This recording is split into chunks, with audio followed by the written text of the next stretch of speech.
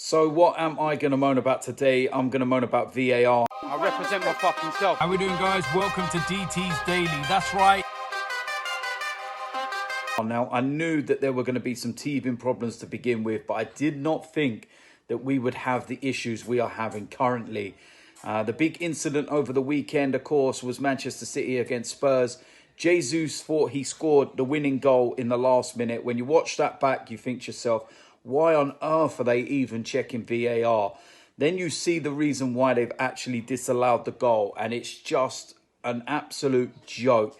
It's making a mockery of the game. I've got no problem with VAR, getting involved for clear penalty decisions, clear offsides, human error by the referees. But decisions like this are where you've got to use a bit of common knowledge, a little bit of know-how, and that was not handball. Come on, seriously, if this is why you're going to use VAR, then you are going to ruin the game. It's as simple as that. It's taking away the whole, element, the excitement that we have around football, and it's just not good. If they use VAR for clear and, obvious errors, no problem whatsoever. But for this, it's an absolute joke, and that's what I'm going to moan about today, VAR.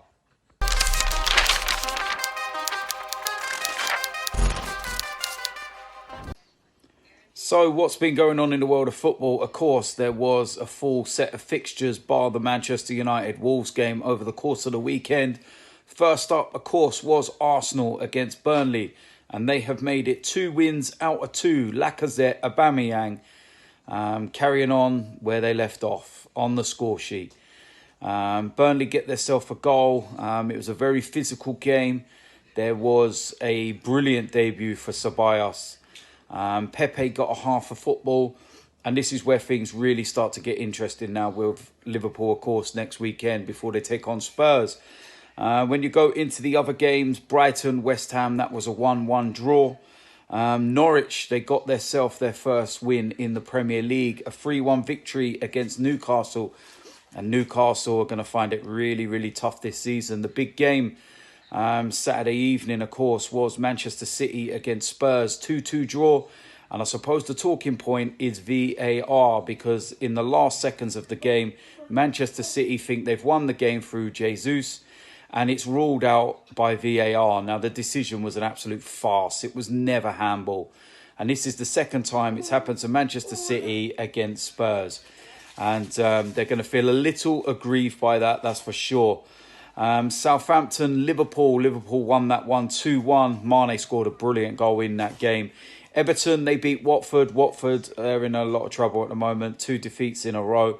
Aston Villa, they lose at home to Bournemouth. Brilliant result for Bournemouth. Sheffield United, they pick up their first win in the Premier League, beating Crystal Palace 1-0. And Chelsea, Leicester, that finished 1-1. And Leicester, they'll feel a little aggrieved that they didn't win that game. The chance by Maddison in the second half.